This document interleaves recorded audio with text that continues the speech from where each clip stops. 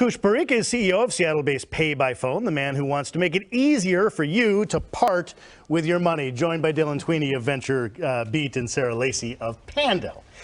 Thanks for being here. I think we're talking about friction, aren't we? This concept that if we can reduce the amount of pain between what I want to do and the payment, I'll just do more of that thing, right? That's absolutely right. That's absolutely right. I mean, if you look at parking as an example, when people use the PayByPhone mobile application, you see transactions that are 40 to 50% higher than people that are using change or people that are using their credit cards, because it's much easier to top up remotely, as an example, when you go park. So if you're in the Starbucks having coffee, you realize you're going to chat for another 30 or 40 minutes, you just click a button and continue your parking session. Does the city hate that you lose them so much money on fines and fees? Like, you've saved me thousands of dollars a year in San Francisco. And I always felt like the reason they required quarters and like you to have a half your passenger seat with quarters in San Francisco is because they want to charge me huge fines. Yeah, well, it's interesting that you say that. Most cities, actually do try to do the best they can as far as the good of the constituency. So the fines are not something that they want to perpetuate. Some cities actually, they do see that as a large revenue source, and they see that as a concern. But fundamentally, they see it much better in regards to saving costs. You don't have to deploy infrastructure. You don't have to spend $50 million, $100 million to deploy devices and some guy to pick up the quarters. Yeah, the quarters, et cetera. Where there's a lot of stealing. It's called shrinkage, actually, where you see 20, 30%. Some guy's paying for a car in quarters. People steal, which is quite amazing.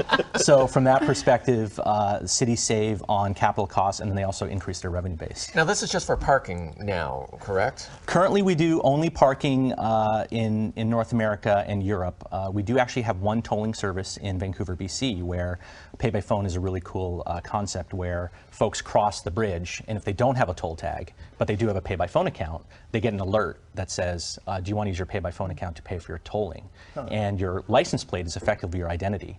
And if they say yes, then they can just start crossing the toll seamlessly. And in the UK, you're doing that concept of, I just go into a parking garage, and I think this is cool, and it speaks to the whole concept of a grocery store and Uber, where I could just go into the parking garage, park, leave.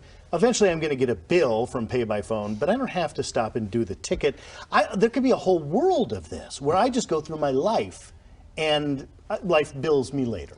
That's exactly right. In fact, in the case of the UK, which is with the London Underground, you basically drive into the lot. It basically takes a snap of your license plate, and then as you exit, it's the same thing. So you don't even have to pull out your phone. But there's a lot of potential for sticker shock here. I mean, there were all these stories when Uber came out of people who were like, got in an Uber, kind of drunk, not paying attention, got their bill, or realized at the end of the month how much they're spending on Ubers or Lyfts in my case. Right. And and I think going through life like that, I mean, it kind of terrifies me to think about having teenagers who are running on my account, like going through a grocery store, just like throwing stuff in a basket and not really thinking about what the bill you're racking up. That's true. They do in the App Store now, downloading apps to their phones. Right? I remember I signed up for all these Girl Scout cookies once, and my mom was like, just because you signed this form. Do you remember also, I mean, there was a point in which you got a paycheck. I mean, you literally, somebody mailed you or handed you a paycheck, and then you went to the bank and kissed it first. Went to the bank, and now, of course, it's all a direct deposit,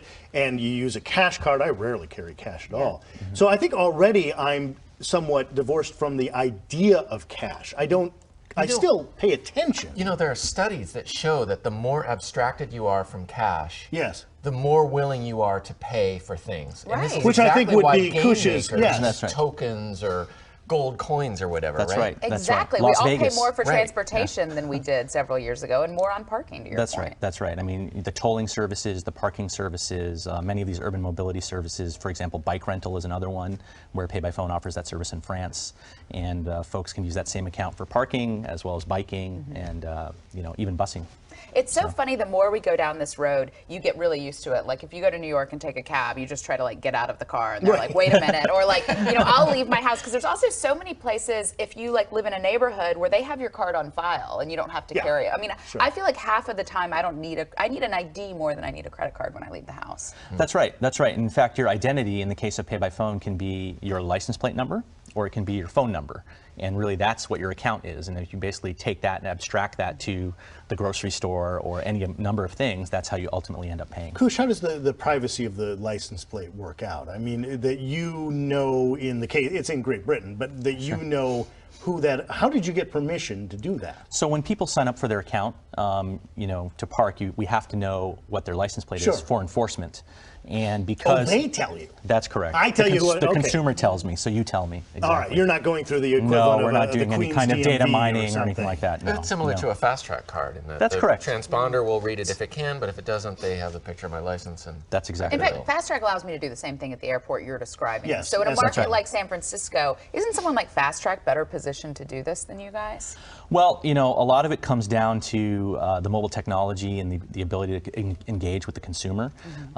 In many of these cases, if you look at traditional parking operators, even tolling operators, et cetera, and you say, what's your relationship with the consumer? The answer is we wave goodbye to them as they pay their money. They have no way to engage with the consumer, whereas we have a whole platform. We have a way to say, hey, there's a 49ers game this weekend, and the parking rates are going to change, and therefore that's much more valuable to the consumer from that perspective. So, Kush, how long until we can actually buy bananas with PayByPhone? Good question. Way to bring it around. You're welcome. He's a pro.